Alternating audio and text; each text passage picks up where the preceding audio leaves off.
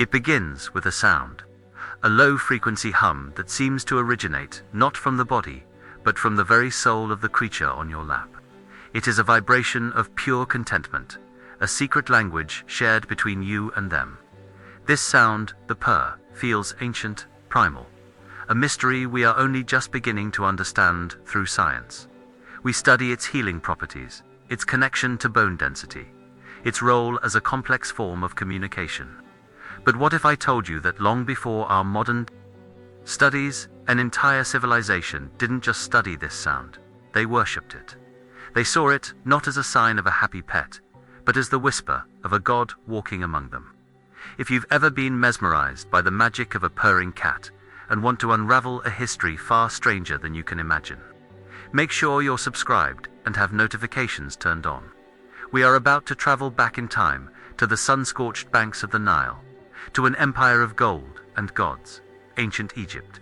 Here, in the shadow of the Great Pyramids, one small animal was elevated to a status that defied all logic, holding a power over man that could mean the difference between life and death. The respect they commanded went far beyond simple affection. It was a sacred duty, and to neglect it was to invite the wrath of the heavens. What happens when a society's love for an animal transforms into a national obsession, enforced by the harshest of laws? The answer is far more bizarre than you think. Of the Egyptian Empire, around the time of the New Kingdom, a truly bewildering practice took hold. It was an unwritten, and later written, law that the life of a single cat was more valuable than the life of a human. This wasn't a niche belief held by a strange cult. It was a fundamental pillar of their society. The Greek historian Diodorus Siculus, writing centuries later, recounted a chilling story of a Roman who accidentally killed a cat and was immediately torn apart by an angry mob. Despite pleas from the pharaoh himself, the law was absolute. The intentional killing of a cat was a crime punishable by death, without exception. But the devotion went deeper than legal code. When a family's cat passed away from natural causes, the entire household would enter a state of profound mourning. As a mandatory public display of their grief, every member of the family, from the patriarch to the smallest child, was required to shave off their eyebrows.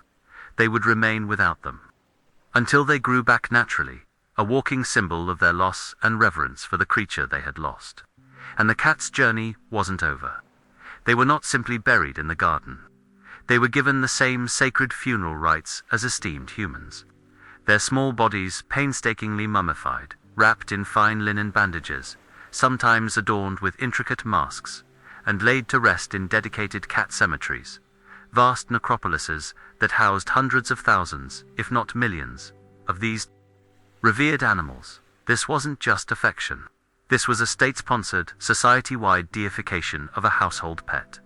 A practice so extreme that it baffled foreign visitors and has fascinated historians for millennia. But this was not madness. There was a powerful, intricate logic behind these seemingly bizarre acts. A logic woven from survival, spirituality, and the very essence of their worldview. Egypt grain. The vast silos of wheat and barley that lined the Nile were the source of Egypt's wealth, its power, and its very survival. And they were under constant threat from rats, mice, and snakes. Into this equation walked a small, elegant predator. The cat, or mo as they called it, was the perfect guardian of this precious resource. They were a living, breathing form of pest control, silently patrolling the granaries and homes, ensuring the nation's food supply was safe. For this practical service alone, they earned immense respect. But their role transcended the physical world and entered the divine.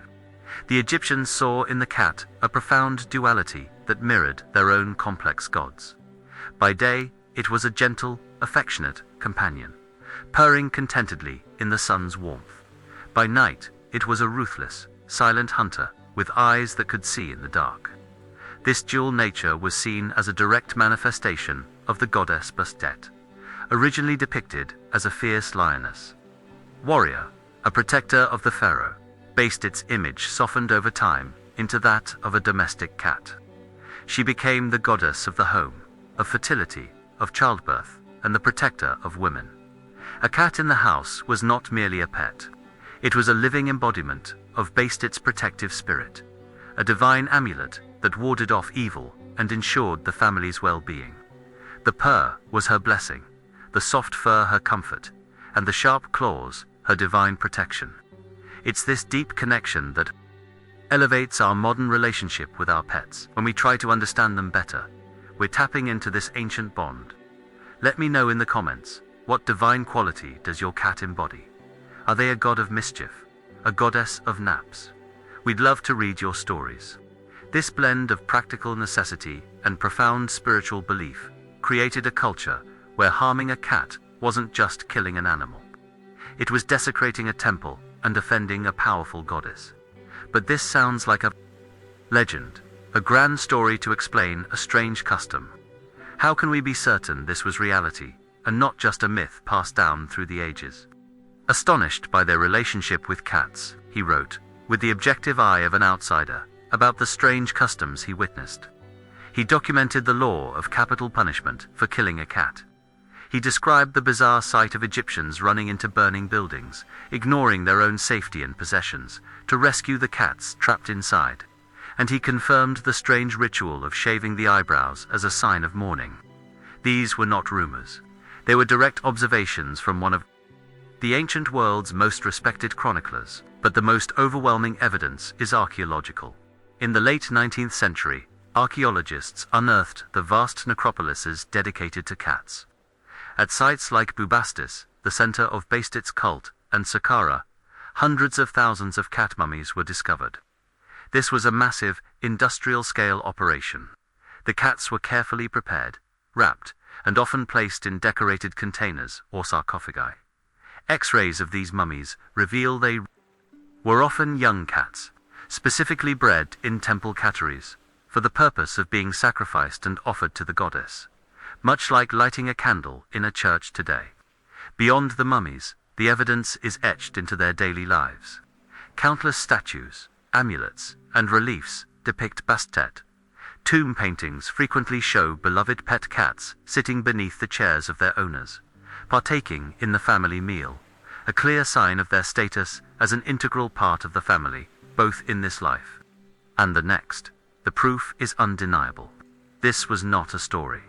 It was a fundamental and deeply ingrained part of Egyptian life, a national pact with a purring deity.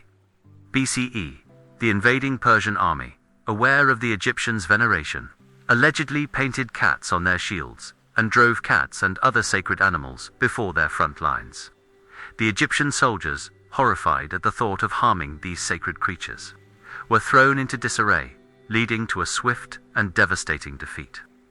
Their greatest spiritual strength had become their most exploitable military weakness.